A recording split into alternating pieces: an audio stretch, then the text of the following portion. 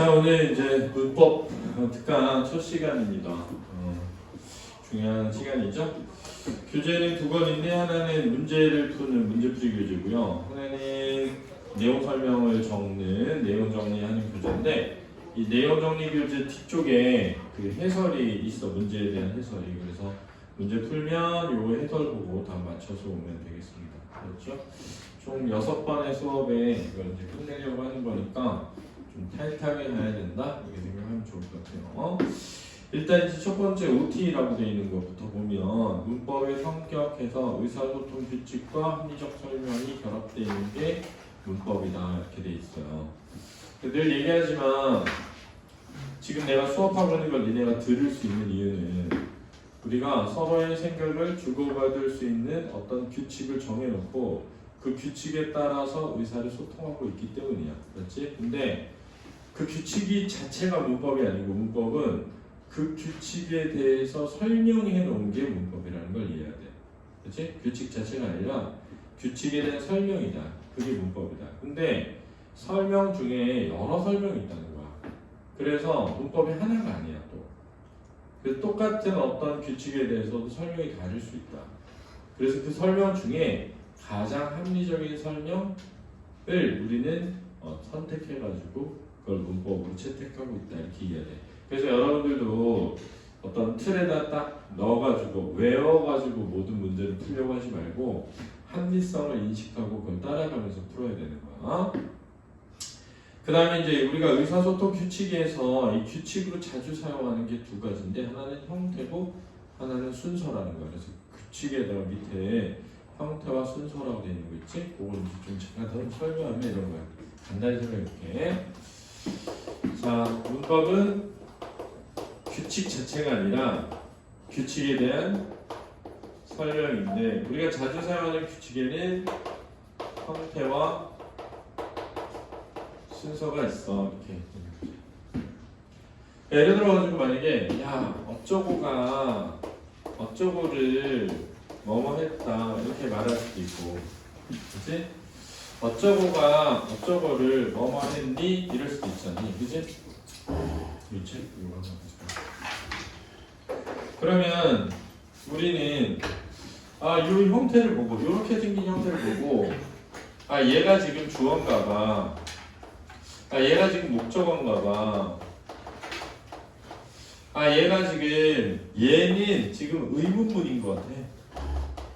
이렇게 알 수 있는 이유는 뭘까라는 거야. 그걸 알 수 있는 이유는 어떤 형태가, 그렇지? 어떤 형태가 그런 문법적 기능을 하고 있기 때문인 거야. 그렇지? 근데 이제 영어에서는 보면 이렇게 말했어.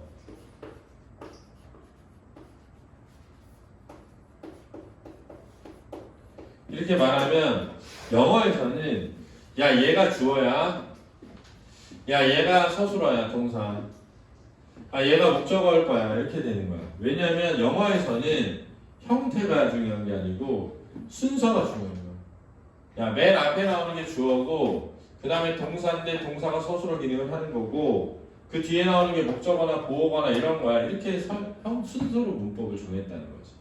그렇지? 그래서 형태와 순서가 어떤 규칙, 문법적 규칙을 띠고 있다. 그런데 우리말은 형태가 중요한 문법이다. 그래서 이 형태론적으로 문법을 접근하는 게 되게 도움이 된다는 거야.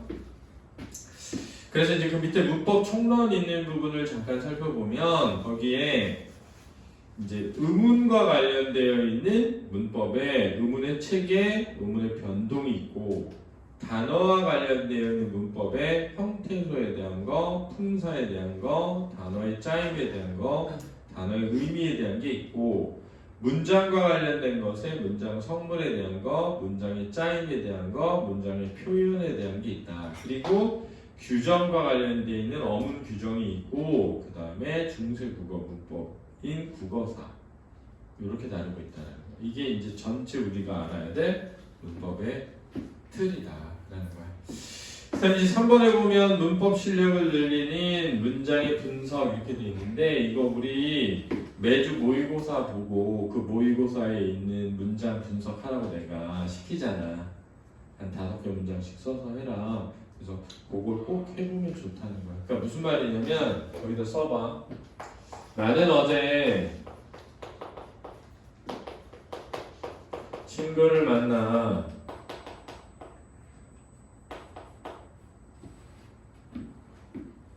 숙제를 했다. 써놔봐.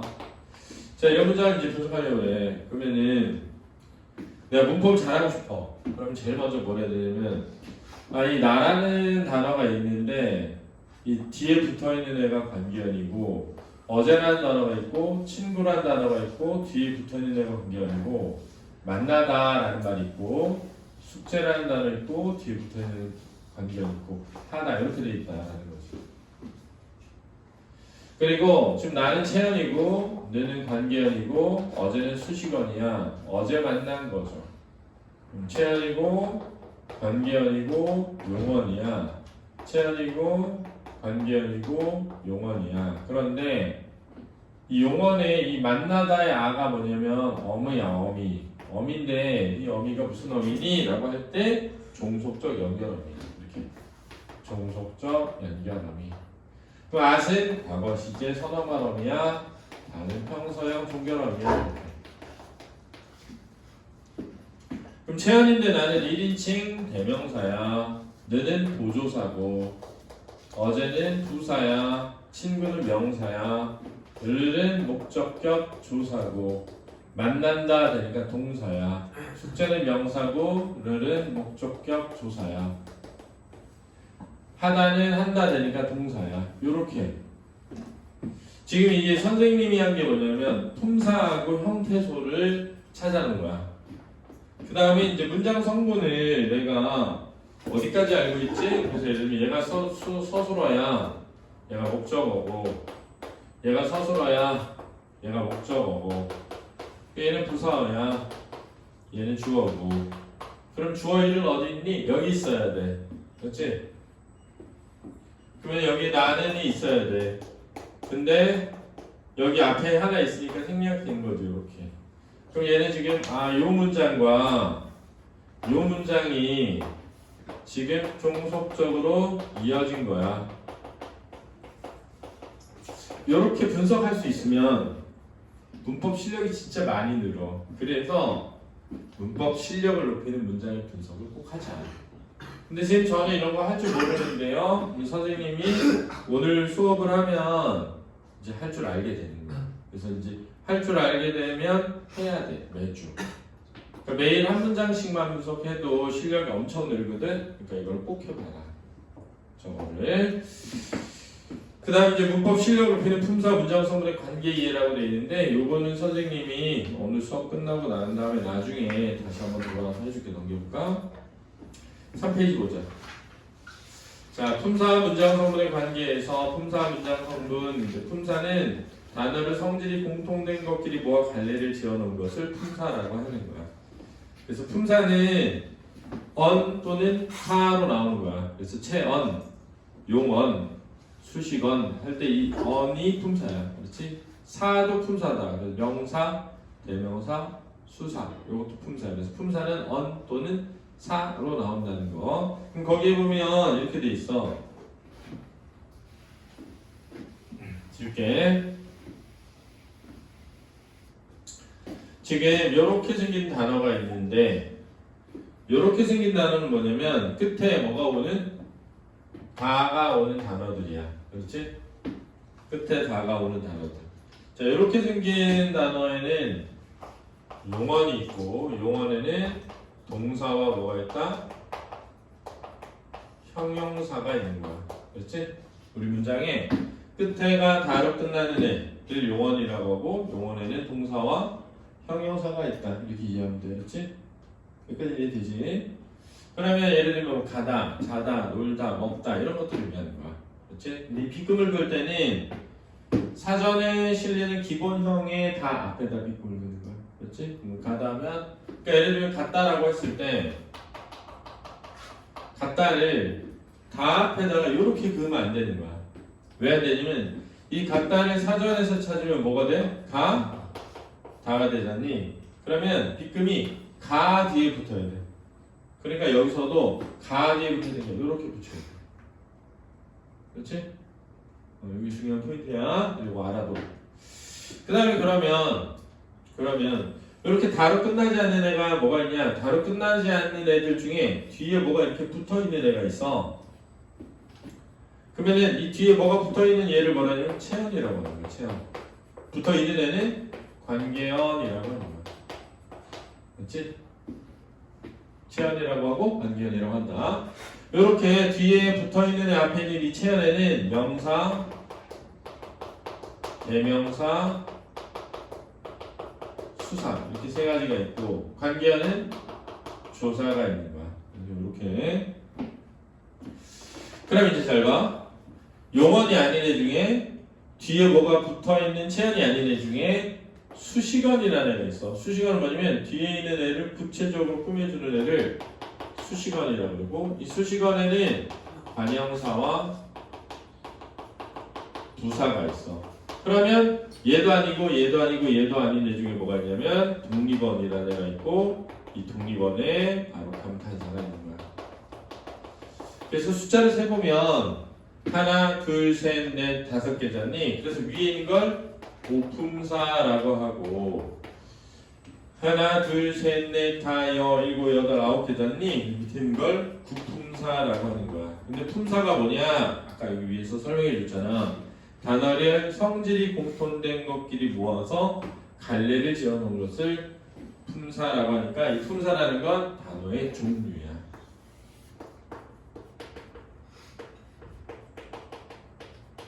이렇게 되는 거지.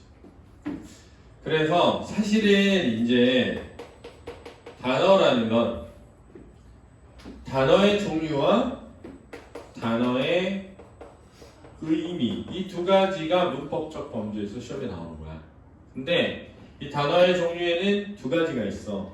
하나는 뭐냐면 요렇게 오품사, 구품사처럼 나누는 품사도 단어의 종류야. 그렇지? 그런데 단어의 종류에는 이 단어가 어떤 과정으로 형성되었는지를 묻는 종류도 있어. 그래서 그거를 단어의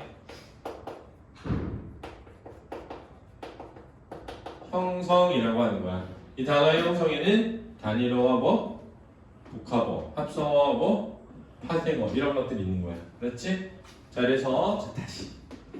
자, 단어와 관련된 범주, 문법 범주에는 단어의 종류와 단어의 의미가 있다. 이걸 이해해줘야 돼. 그렇지? 그 다음 단어의 종류에는 품사와 단어의 형성이 있다.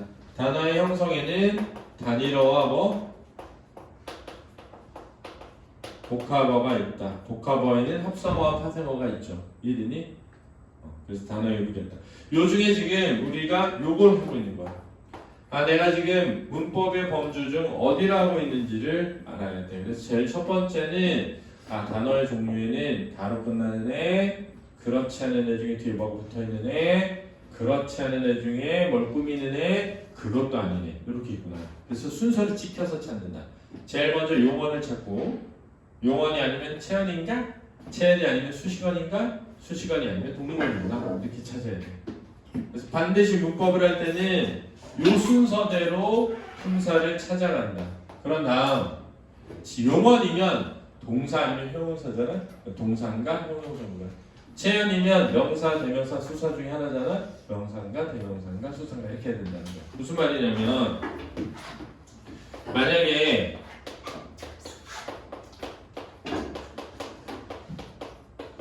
이런 말이 있다고 해봐. 이 말을 순서를 뒤바꿔서 예쁜 꽃을 샀다니까 얘는 수식언이네 이러면 틀리는 거야. 얘 관형사네 이러면 틀리는 거야. 왜냐하면 왜 틀리냐면 얘가 용언인가? 이렇게 봐야 되는 거야. 왜냐하면 얘를 사전에 찾으면 뭐지? 예쁘다지. 그럼 예쁘다니까 예쁘까지 자르면 이렇게 되잖아. 이렇게 생기면 뭐지? 용언이잖아. 용언인데 어떻게 수식언이야? 용언인데 어떻게 관형사냐고. 용언은 동사 아니면 뭐야? 형용사밖에 없는 거야. 그러니까 순서를 뒤바꾸면 절대 안 된다. 순서를 뒤바꾸지 마라. 그래서 제일 먼저 용언인가? 그럼 얘 봐봐. 사전에 찾으면 꽃이지. 바로 안 끝나지. 그럼 뒤에 뭐가 붙어 있으니까 뭐야? 채연이지. 그럼 얘는 명사 아니면 대명사 아니면 수사지. 이렇게 찾아야 되는 거야. 그럼 얘는 관계연이지. 관계연은 뭐라고? 조사지 그냥. 그러면 사다는 사전에서 찾는 뭐야? 사다니까 사 뒤에 자르라고. 그럼 용언이네. 그럼 동사 아니면 뭐야? 형용사네. 이렇게 해야 된다는 거지. 알았니?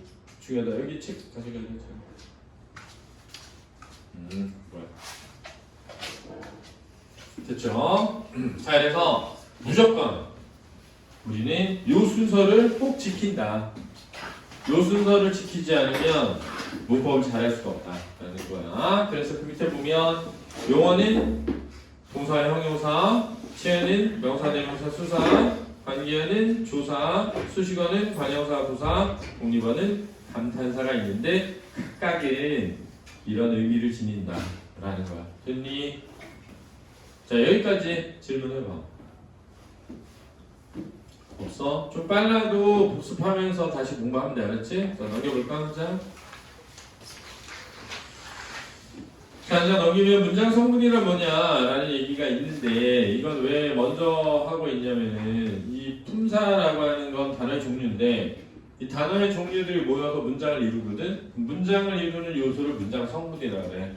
근데 문장을 이루는 요소의 문장 성분에 제일 중요한 게 뭐냐면 서술어야. 그래서 너네 2번 서술어 있잖니? 이 서술어가 제일 중요하다. 알았지? 서술어가. 근데 서술어가 있고 그 다음에 주어, 그 다음에 목적어, 보어. 이 4개가 주성분이라고 해. 지금 어디 하고 있는지 알지? 페이지 4페이지야. 지우야 4페이지 폈어? 잘 듣고 있지? 그 다음에 이제 관형어랑 부서 이 2개가 이제 부속성분이라고 하고 독립어가 독립성분이라고 그래. 그래서 우리는 문장 성분은 7개야. 그러니까 너네가 이해하면 돼. 이렇게 이해하면 돼. 잘 봐. 579야. 579. 5는 뭐니? 오품사. 7은 뭐니? 문장 성분 7개. 9는 뭐야? 구품사. 그래서 오품사 뭐야? 용언, 체언, 관계언, 수식언, 독립언. 그렇지? 7문장 성분은 뭐니? 서술어, 주어, 목적어, 보어, 관형어, 부사어, 독립어. 그렇지? 네, 구품사는 뭐야? 동사, 형용사, 명사, 대명사, 수사, 조사, 관형사, 부사, 감탄사. 이해됐지? 그래서 이걸 외워야 돼. 알았니? 이제 첫 번째 해야 되는 얘기야. 그 다음 오른쪽에 오면 쪼개기라고 돼 있거든. 쪼개기. 근데 이 쪼개기에 지금 빗금이 세로로 그어져야 되는데 가로로 그어졌어. 그래서 첫 번째 분류는 뭐냐면 다로 끝나는 애랑 끝나지 않는 애를 쪼개라. 어서오세요. 이렇게 문법 책 2권인데 일단 하나 가지고 나중에 내가 한 번 더 줄게. 저 뒤에 앉으면 되니까 여기도 앉아도 돼. 여기 앉아도 돼. 2번째 쪽. 들어가. 누구예요? 이거는 유인트 하는 애들 다 신경 쓰지 말고. 그 다음에 이제 2번째 분류는 그러면은 쪼개지지 않는 애 중에 알았지? 뒤에 뭐가 붙어있는 애냐? 아니면 꾸미는 애냐? 아니면 아무것도 안 하는 애냐? 이걸 좀 하라고 그랬지? 그 분류 3은 뭐냐? 이거 분류 3은 뭐냐면 잘 봐. 수식어 중에 요렇게 생긴 애를 수식하잖아? 그러면 얘가 뭐라고? 관형사야. 요렇게 생긴 애를 수식하면 부사야. 그러니까 제일 먼저는 야 용언이니 용언이 아니니 이걸 구별해라. 그렇지? 그 다음 그러면 용언이 아닌 애 중에 얘니를 구별해라. 그렇지? 그 다음에 얘 중에 얘를 구별해라. 이렇게 되는 거야. 그럼 선생님 얘와 얘는 어떻게 구별해요? 라고 할 수 있잖아. 얘와 얘는 니은하고 뭘 넣어봐서 는을 넣어봐서 되면 동사 안 되면 형용사 이렇게 하는 거야. 됐지? 그 다음 그럼 선생님 얘네는 어떻게 구별해요? 이렇게 할 수 있을 때 얘를 외워. 왜냐면 얘는 숫자나 순서거든. 그러니까 숫자나 순서면 얘는 암기, 나머진 얘 이렇게 하라고. 됐지? 그러면 얘는 체연을 수식한 관형사, 용어를 수식한 부사 이렇게 하라고. 얘는 하나밖에 없어. 된 거야. 그래서 심플하게 이해해야 돼. 자, 다로 끝나는 애, 그렇지 않은 애 중에 뒤에 뭐가 붙어있는 애, 꾸미는 애, 아닌 애 이렇게 하라고. 그런 다음에 다로 끝나는 애 중에 동사는 니은, 는이 붙을 수 있고 니은, 는이 붙을 수 없으면 형용사구나. 됐지? 자, 얘 뒤에 뭐가 붙어있는 애 중에 수사는 숫자는 순서니까 숫자는 순서는 수서라고 하고 대명사를 뭐하고? 암기해서 나머지는 뭐다? 명사 이렇게 하자 이거지. 됐지? 그 다음에 수식어 중에 체연을 수식하면 뭐? 관형사, 용어를 수식하면 뭐? 부사. 독립어는 무조건 하나밖에 없어. 감탄사. 이렇게 하면 된다는 거지. 이해됐니? 자, 그래서 우리는 5페이지까지 넘겨볼까요? 자, 그러면 이제 체연을 좀 해야 되는데 체연은 특성이 있어. 특성의 첫 번째가 뭐냐면 뒤에 조사를 주로 취한다 이거야. 이 조사가 이, 가, 을 같은 거야. 그렇지? 두 번째 특징이 뭐냐면 체연은 관형어의 수식을 받는다 이거야. 근데 여기서 관형어잖아? 어에 붙일 거 봐. 어는 이 관형어라고 하는 거 있잖아. 어는 문장 성분이야. 그렇지? 어는 문장 성분이다. 관형사 그럼 품사지만 관형어 그럼 문장 성분이야 다른 거야. 관형사와 관형어는 다르다. 관형어는 문장 성분, 관형사는 품사야. 나중에 다시 설명하고. 그 다음에 3패턴에 보면 부사어는 용어를 수식하는 거야. 그렇지? 부사어는 그래서 체연은 관형어의 수식을 받는구나 라는 걸 꼭 알아둬야 돼. 이 책. 오늘 앉아. 자, 세네 범죄는 명사, 대명사, 수사가 있는데 이 명사, 대명사, 수사를 나누는 기준은 의미를 기준으로 한다라는 거야. 의미를 기준으로 한다. 명사는 이름이야. 사물의 이름을 나타내는 품사고 조사가 등장할 수 있고 조사가 등장하면 주로 명사 뒤에 붙는다. 관형어가 등장할 수 있는데 관형어가 등장하면 명사 앞에서 명사를 꾸미고 있는 거예요. 그렇죠? 이렇게 돼 있다. 자, 명사의 첫 번째는 자리명사가 뭐가 있다? 의존 명사가 있는데 이 기준은 자립성의 이유다. 그래서 보면 책상, 백두산 이런 건 자립명사야. 그렇지? 자립명사. 근데 것, 바, 줄수, 분대, 채 잘라봐. 지만큼, 대로, 번, 쩍, 분, 들, 등 이런 걸 의존 명사라고 하는 거야. 그래서 이거를 외워. 그렇지? 자주 나오는 의존 명사는 외워두자. 그래서 선생님이 외우는 법을 알려준 리듬 타서 따라해봐. 겉바줄수 분대. 다시 겉바줄수 분대. 채. 지만큼 대로 번적분 들등. 이렇게 외우는 거야. 다시 한번. 겉바줄수 분대 채. 지만큼 대로 번적분 들등. 이걸 외워야 돼. 왜 외워야 되냐면 이게 나오면 시험 문제에 나오면 어려워. 그래서 어려운 건 외워서 그냥 해결한다. 자, 의존명사는 겉바줄수 분대 채, 지만큼 대로 번적분 들등 요런 것들이 있어. 이거 말고도 많아. 자주 나오는 것만 내가 써놓은 거야. 근데 거기 보면 보편성 의존명사라는 게 있어. 보편성 의존명사 겉, 다, 대 이런 거. 주어성 의존명사의 수, 리 이런 게 있대. 자, 이 주어성 의존명사가 뭐냐면 주로 주어가 돼. 그래서 이렇게 돼. 어쩔 수가 없다. 그럴 리가 없다. 그래서 수가, 리가 이렇게 쓰여. 그래서 주어로 쓰인다는 거야. 서술성 의존명사라는 거 있잖아. 서술성 의존명사. 서술성 의존명사는 주로 서술어가 되는 거야. 뭐뭐 할 따름이다. 뭐뭐 할 뿐이다. 이렇게 쓰이는 거야. 뭐뭐 할 따름이다. 뭐뭐 할 뿐이다. 이렇게. 그 다음에 부사성 의존명사 있잖아. 뭐뭐 할 만큼 했다. 뭐뭐 할 대로 해라. 이렇게 된다는 거야. 그러니까 잘 봐. 이게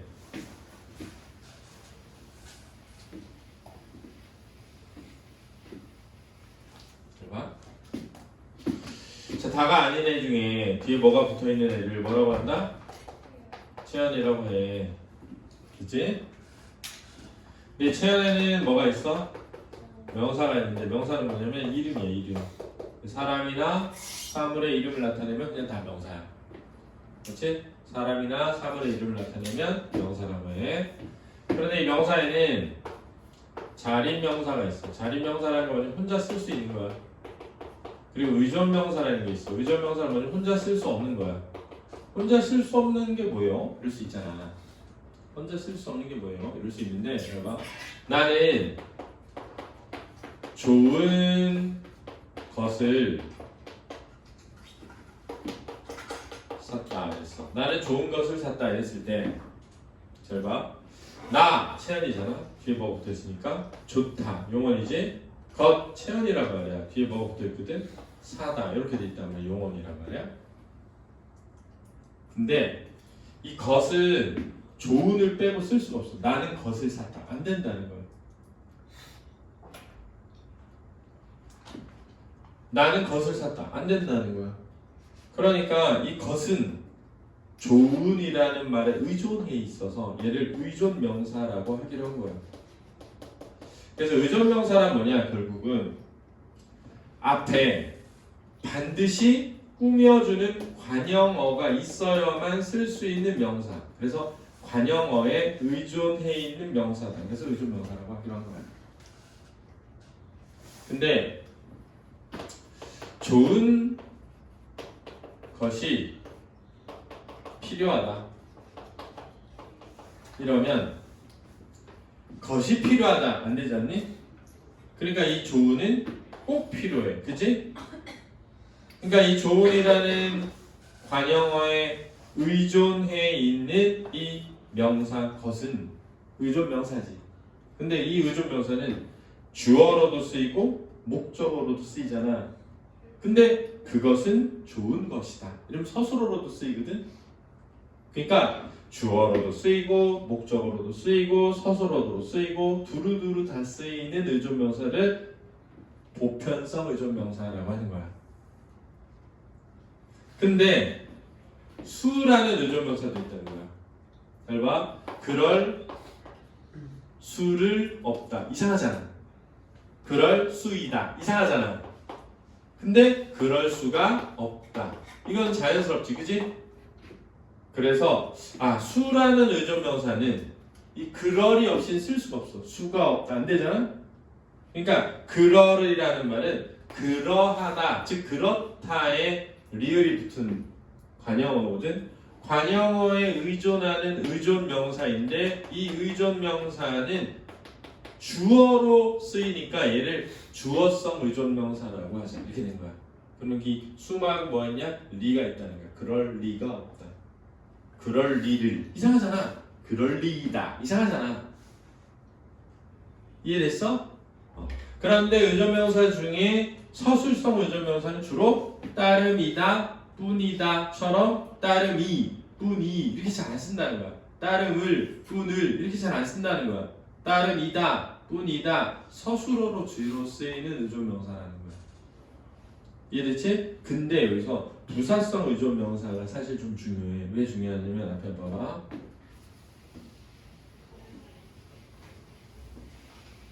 우리가 괜히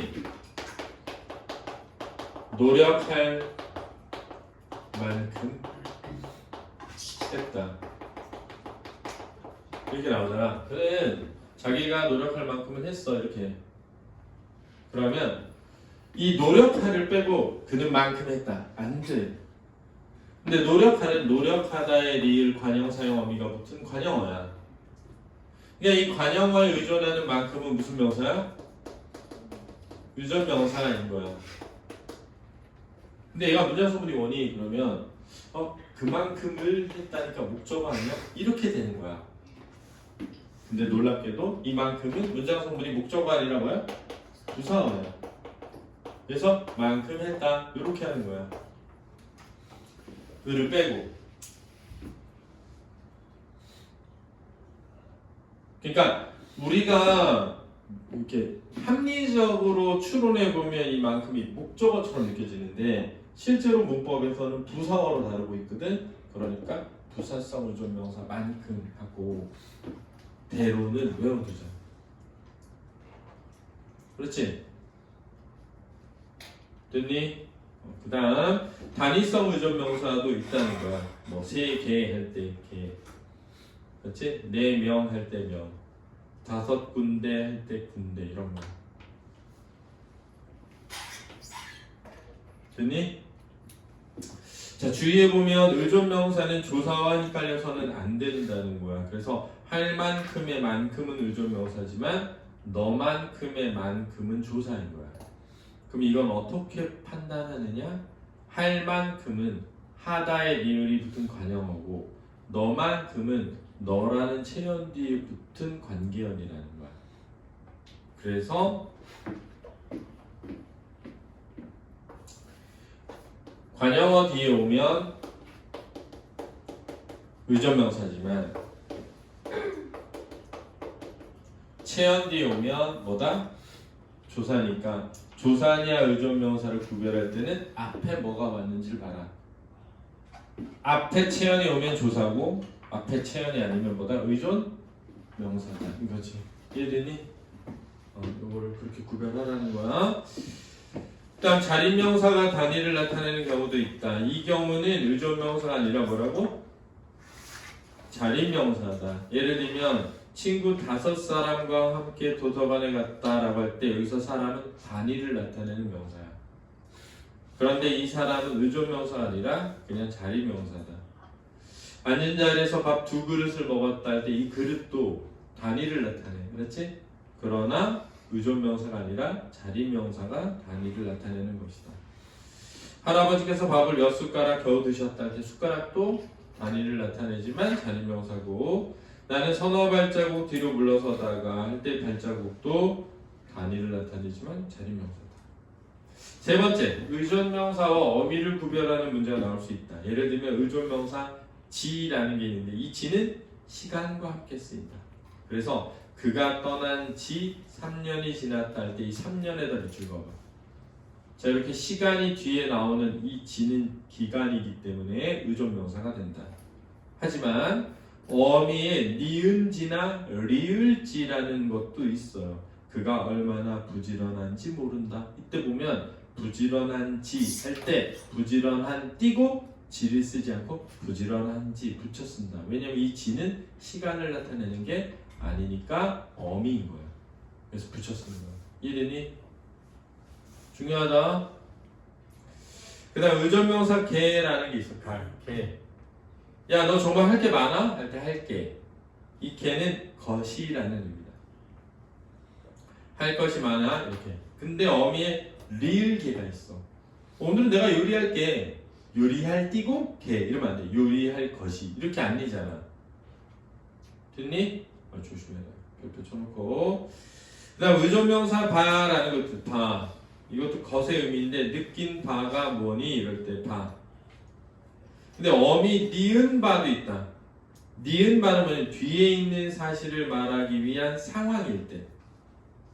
그래서 뭐뭐하니 뭐뭐여서라는 뜻이야. 서류를 검토한 바 미미한 사항이 발견되었다. 서류를 검토하니 미미한 사항이 발견되었다. 이때는 바가 의존명사가 아니다. 서류를 검토한 것이 미미한 이게 아니라 서류를 검토해 보니 미미한 사항이 발견되었다. 이때 이 뭐뭐한 바가 있다. 근데 이거는 어려워. 그래서 지금까지 이 니은 바하고 바 구별하는 문제 나온 적은 없다. 알았지? 그래서 알아는 도. 그 다음에 의존명사 대라는 것도 대는 곳 또는 기간으로 쓰이는 거야. 의지할 데 없는 사람, 의지할 곳.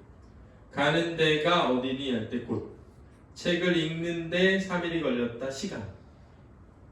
근데 뭐뭐 한데 야 날씨가 추운데 외투를 입고 가 할 때 추운데 니은데 이거는 의존명사 아니다. 집에 가는데 뭐하는 중이라는 뜻이야. 뭐하는 중. 그렇지? 그 다음 의존명사 듯이가 있다. 듯. 관형사형 어미 뒤에 온다. 잘 모르겠다는 듯. 눈만 깜빡인다. 근데 어미 듯이도 있다. 어미 듯이. 그는 거짓말을 밥 먹듯이 한다. 그때 밥 먹듯이. 근데 먹듯이잖아. 어간디니까 어미야. 그치? 모르겠다는 할 때 는이 관형사형 전성 어미잖니. 그치? 관형사형 전성 어미 뒤에는 의존명사다. 그래서 보조 형용사 듯하다도 있다. 비가 온 듯하다. 세 개 구별해둬라. 넘겨볼까요? 자, 넘겨보면 고유명사와 보통명사도 있는데 고유명사와 보통명사는 단일성 유무로 보통 판단을 한다. 그래서 한강 이런 거 고유명사고요. 오유림 사람 이름은 고유명사고요. 뭐 책상, 사람, 학생 이런 거는 보통명사입니다. 근데 여기에서 이제 좀 생각해야 되는 게 해, 달 보통명사입니다. 써나 해, 달 보통명사예요. 그럼 이제 화성, 금성, 지구, 목성 이거는 고유명사야. 이름이거든. 갖다 붙인 이름.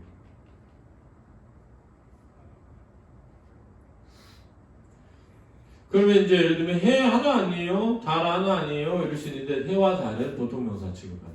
이거 알아두시고요. 유정명사, 무정명사도 있는데 유정명사냐 무정명사의 기준은 인간이나 동물이면 유정, 인간이나 동물이 아니면 무정명사다. 그래서 철수나 원숭이는 유정명사인데 하초, 하늘 그런 거는 무정명사다. 그 다음에 동작성 명사와 상태성 명사도 있대. 그래서 하다를 붙여서 동사가 되면 동작성 명사, 하다를 붙여서 형용사가 되면 상태성 명사라고 한다. 요거는 아직 출제된 적은 없다. 그래서 공부하다의 공부는 동작성 명사인데 건강하다의 건강은 상태성 명사야. 그거 나온 적 없습니다. 자, 체크 타임에 전부 한 번에 몰아서 풀 건데 여기서 중요한 게 이제 대명사입니다. 그래서 대명사를 외워야 돼요. 그래서 왼쪽에 빈칸에 대명사를 해보겠습니다. 자, 빼볼까? 사실 우리가 지금 명사를 했는데 명사에서 중요한 건 얘가 명사인지를 알면 돼. 근데 명사인데 자리명사냐 의존명사냐 구별하는 문제 많이 나오니까 이거 좀 알아두면 돼. 나머지는 그냥 한번 봐주면 된다. 근데 문제는 얘가 명사인지 어떻게 알지? 대명사가 아니어야 돼. 그래서 대명사가 중요하다. 사실은 선생님 체험에서는 대명사를 외워야 돼. 그래서 왼쪽에 그 체크타임 1번 밑에 빈칸 있잖니? 그 빈칸에다가 대명사 한번 다 써볼게. 대명사는 인칭 대명사라는 게 있어. 인칭 대명사 1인칭, 2인칭, 3인칭 이렇게 있어. 그 다음에 대명사에는 지시대명사가 있다. 지시대명사는 사물을 지시하거나 위치를 지시하거나 시간을 지시하는 요 세 개의 대명사가 있는 거야. 그렇지? 일단 큰 그림을 이해해야 돼. 그래서 이제 구별할 때 1인칭은 말하는 사람, 2인칭은 듣는 사람이야. 그러니까 3인칭은 말하는 사람도 아니고 듣는 사람도 아닐 때 3인칭이라고 하는 거야. 이거 이제 일단 구별해놓고. 그 다음 외울 때 1인칭은 나, 우리, 저, 저희 이렇게 4개가 있어. 이게 4개만 외우면 돼. 그렇지? 문법은 여러 방법이 있어. 자세히 천천히 공부하는 방법도 있고 쭉 빠르게 공부하면서 전체를 이해하는 게 있거든. 빠르게 전체를 이해하는 게 훨씬 중요하다. 빠르게 전체를 이해한 다음에 문제를 풀면서 모르는 것마다 질문을 하면 실력이 확 늘어. 근데 천천히 자세히 하잖아. 그럼 나중에 다 까먹어서 몰라. 그렇지? 다 까먹어서. 얘는 이제 나중에 들어보면 알아. 내가 왜 이렇게 문법 잘하지? 이게 된다. 2인칭은 너, 너희, 그대, 당신, 자네, 귀야. 이렇게 6개야. 4개, 6개잖아. 3인칭이 10개 외우는 거야. 그러니까 지금 외울 때 4개, 6개, 10개 이렇게 외웠어. 4개, 6개, 10개. 이제 3인칭은 그녀, 이분, 그분, 저분. 이건 그냥 분을 이그저에 붙인 거야. 그래서 원래 이, 그이, 저희 이것도 3인칭 대명사야. 근데 안 외우는 거야. 비슷해서. 이분, 그분, 저분이든 이, 그이, 저희든 다 똑같아. 근데 여기에 이제 잘 봐. 그녀, 이분, 그분, 저분, 저희, 당신, 자기, 누구, 아무 이렇게 해서 10개를 외우거든. 근데 얘네는 제귀대명사라고 하고 얘네는 미지칭 또는 부정칭에 해당한다는 걸 알아둬야 돼.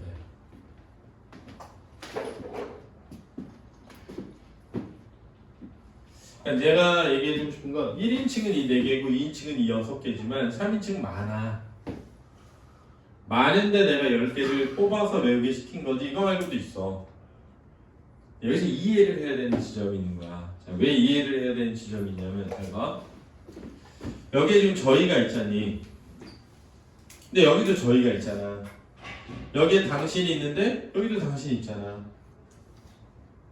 그치?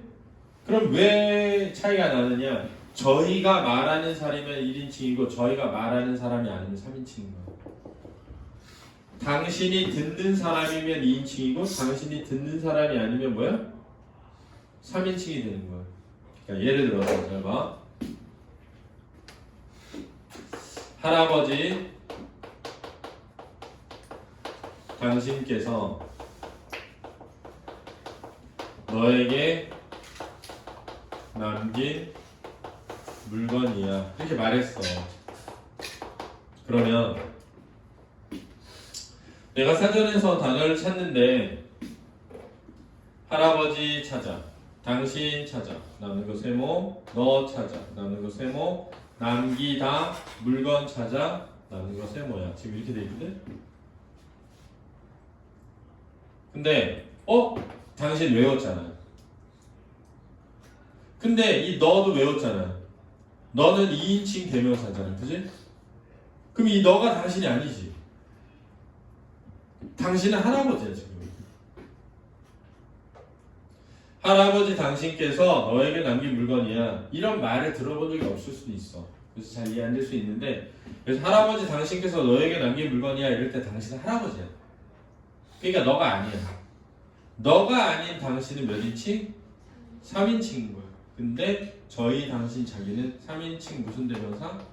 제기대명사. 왜? 할아버지를 다시 제자.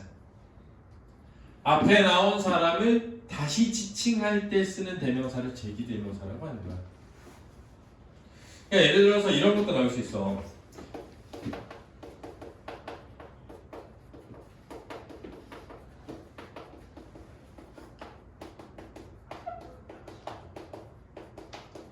아이들이 너무 어려서 저만 생각한다. 이럴 수 있어. 그러면 저라는 말이 있는데 외웠어 내가. 나, 우리, 저희. 그래서 1인칭인가? 했는데 이게 내가 아니야. 이게 말하는 사람이 아니라 아이들이야.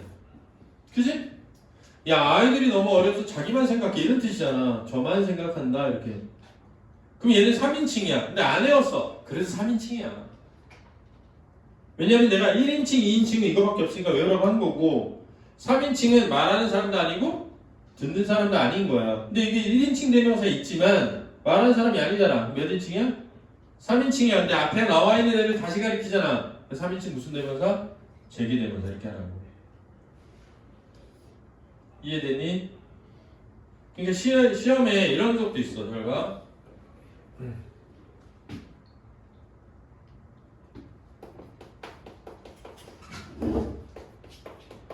이런 적 있어. 자, 철수는 가르친 거야. 자기가 잘생긴 줄 안다 이렇게. 근데 제기대명사 쓰라 그랬는데 자신이를 쓴 거야. 그래서 틀렸어. 자신은 명사야. 자기가 대명사고. 이런 적은 있어.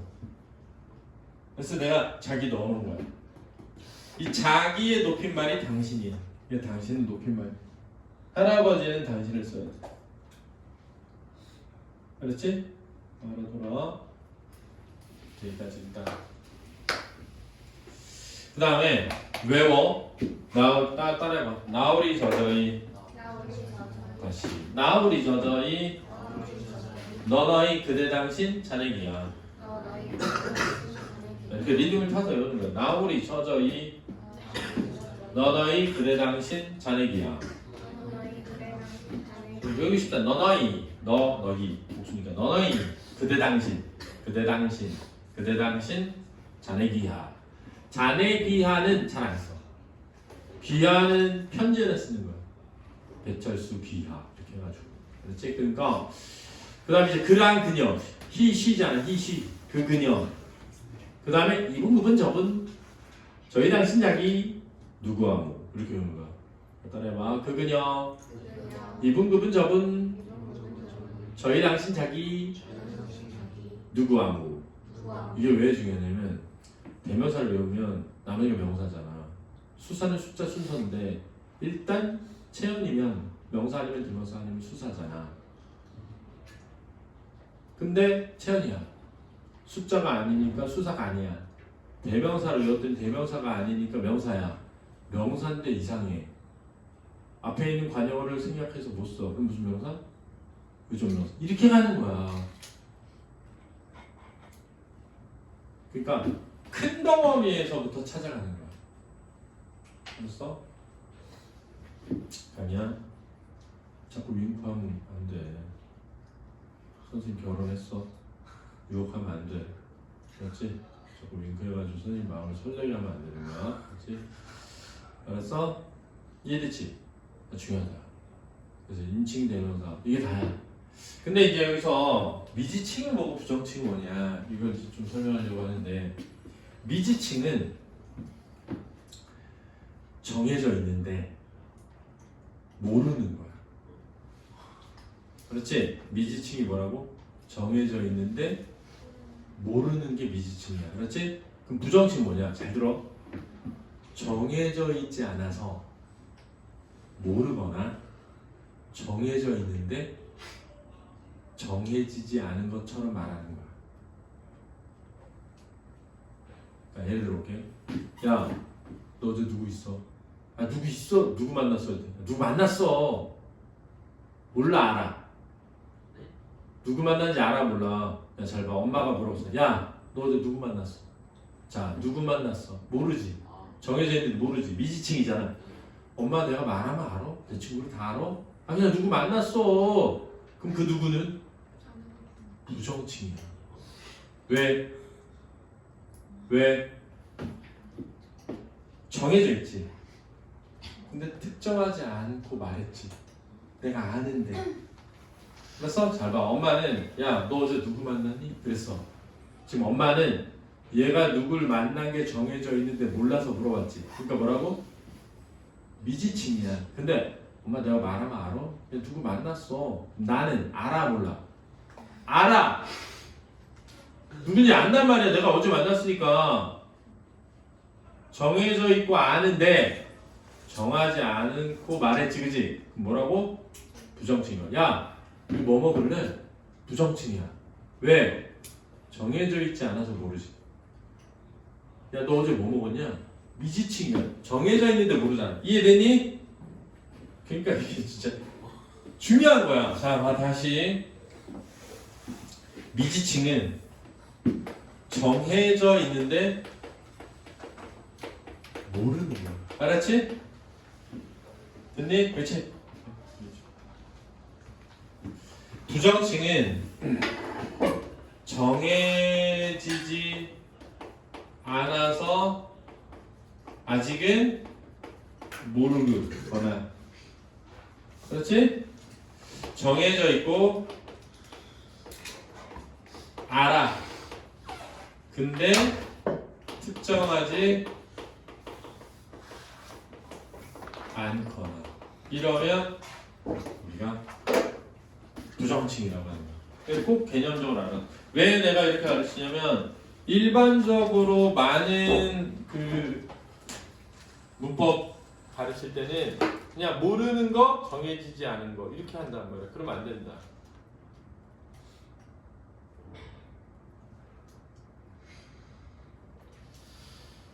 아, 박지호 왜 안 오지? 유어진? 야, 박지호 유어진 좀 누가? 야, 유어진 좀 켜봐. 안 한다 그랬어? 응? 아니 그런데 여기다 이름 올려놨어. 어쩌냐? 내가 언제부터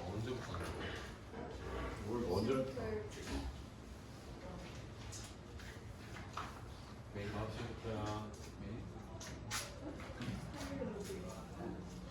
다음 주 시간 알려주세요. 쌤, 내일도 아침 그대로요. 내일도 아침에 9시 그대로요. 내일은 뭔 소리야? 아, 내일은 그냥 위트하는 사람만 9시 오는 거고 화목이야. 화목. 그렇지? 자, 그 다음에 이제 사물을 해보자. 사물. 이거 알아뒀지? 사물을 지시하는 지시대명사에는 이것, 그것, 저것, 무엇 이렇게 있고, 위치는 이곳, 그곳, 저곳, 어디, 시간은 언제 이렇게 외우면 되겠다.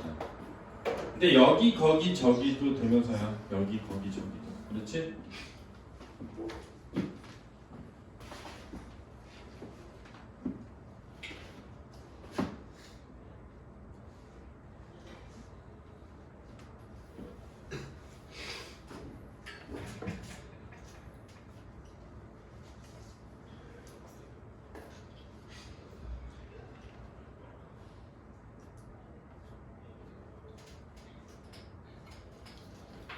선아. 쌤, 음. 그러면 아무것도의 아무는 부정칭이에요. 응? 아무것도 모른다 할 때 아무는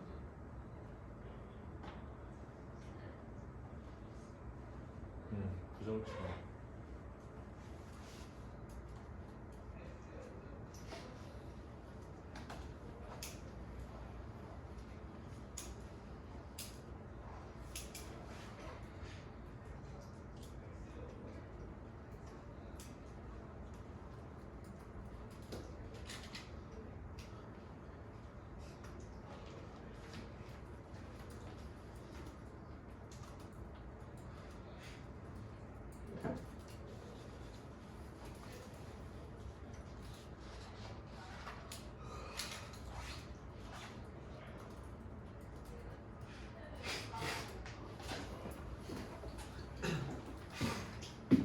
자, 따라해봐. 이것, 그것, 저것, 무엇.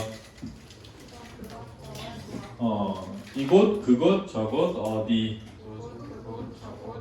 언제. 이렇게 하면 돼. 근데 여기 있는 이 무엇이나 어디라는 것도 미지칭이나 뭐가 있다? 부정칭이 있다.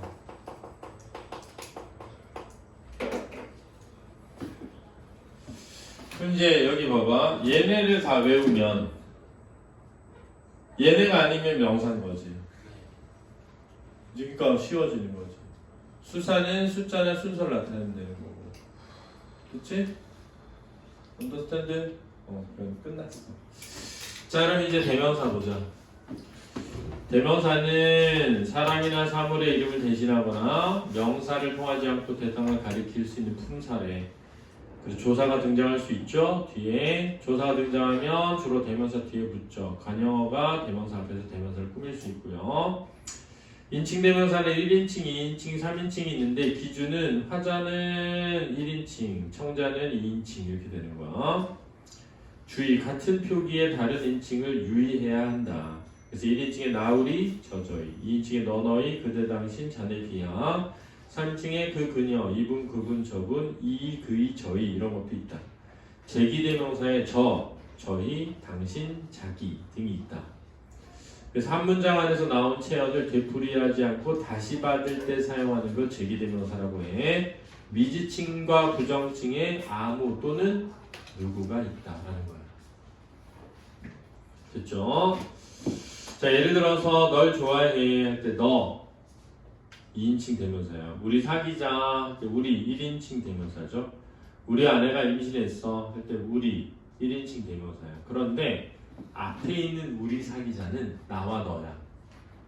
근데 우리 아내가 임신했을 때 우리는 나와 너가 아니야.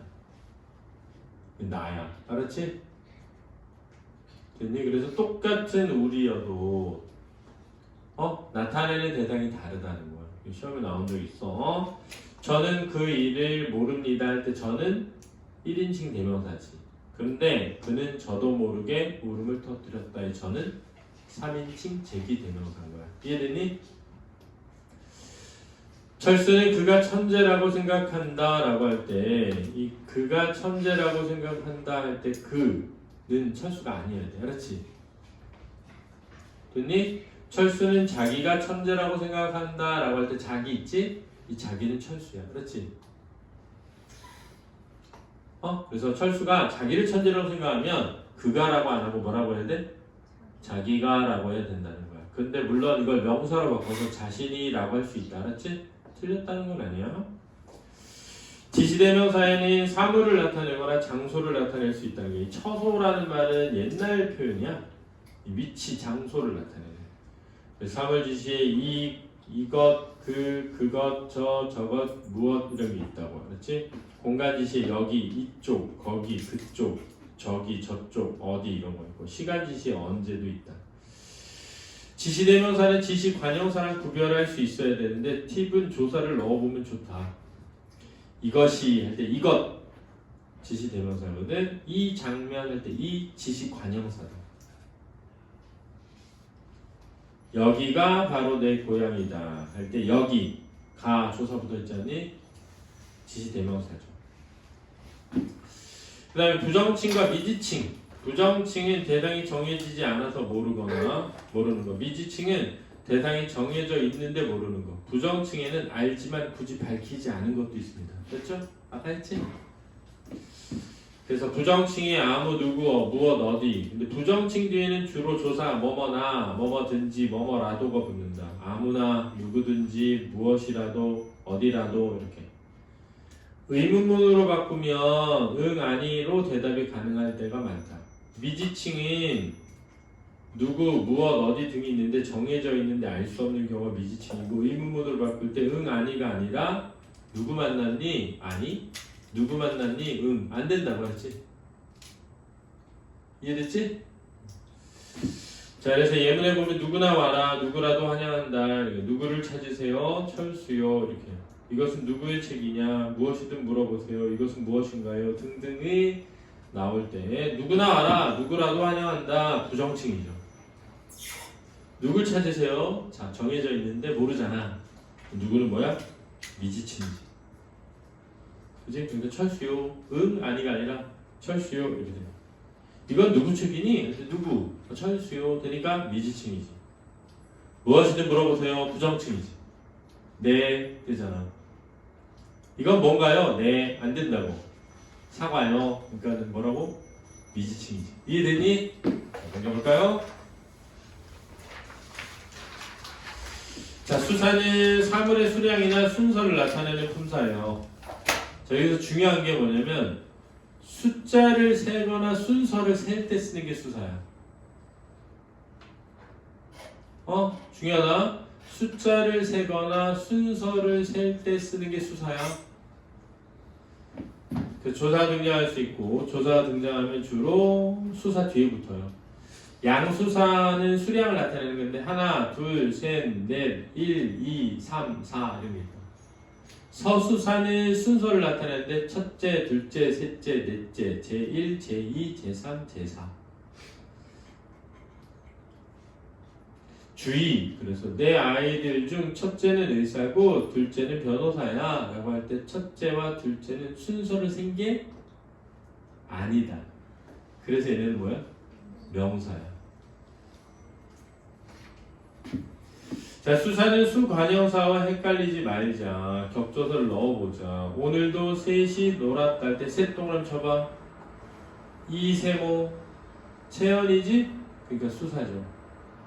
우리나라는 세 면이 바다로 되어 있다 할 때 세 동그라미 쳐봐. 면을 꾸미지? 수관형사다.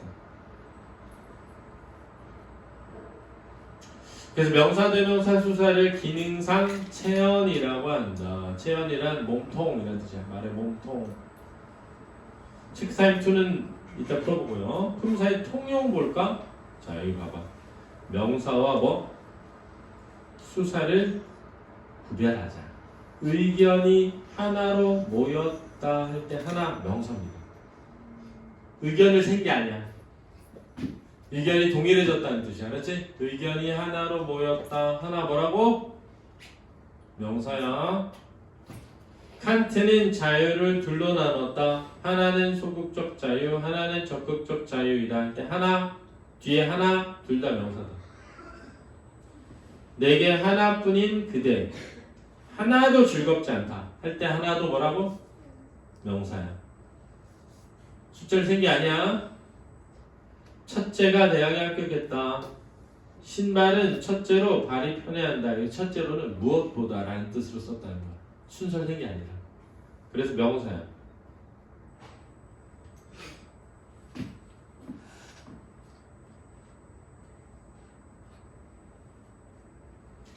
새치를 벌써 둘째 뽑는다.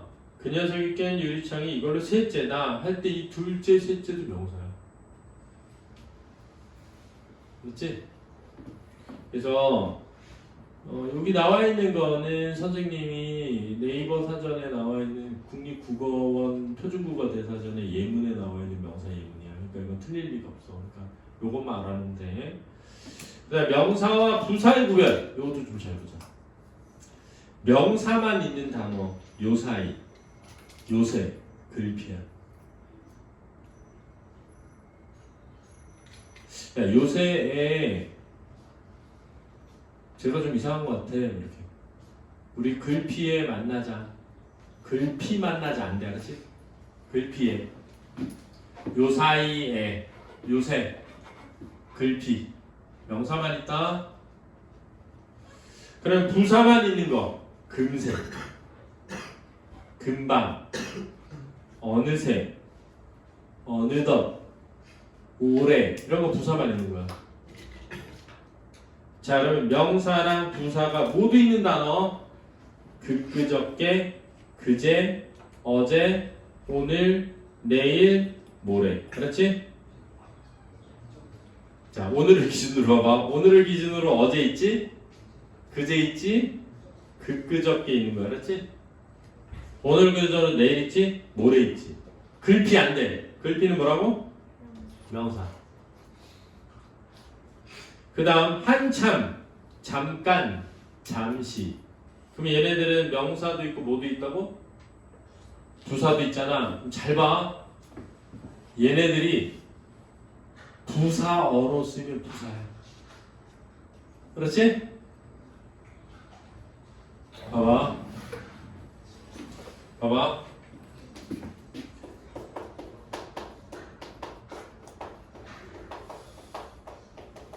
오늘은 일요일이다 이럴 수 있잖아.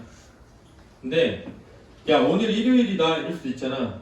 이 오늘은 명사야. 왜지? 주어거든. 근데 그는 오늘 떠났다 이랬어. 그럼 오늘은 뭐니? 부사야. 왜? 부사어로 쓰였잖아. 그러니까 오늘에 떠났다 안 된다고. 어? 근데 봐봐. 그는 글피에 떠난다 이렇게 되지, 그치? 글피 떠난다 안 되잖아? 글피 명사 알았지? 야 우리가 만나기로 한 건 내일이다. 내일 명사야 알았지? 왜? 부사가 아니잖아. 부사어가 아니잖아. 우리 내일 만나자. 내일 부사야 알았지? 왜? 부사어잖아.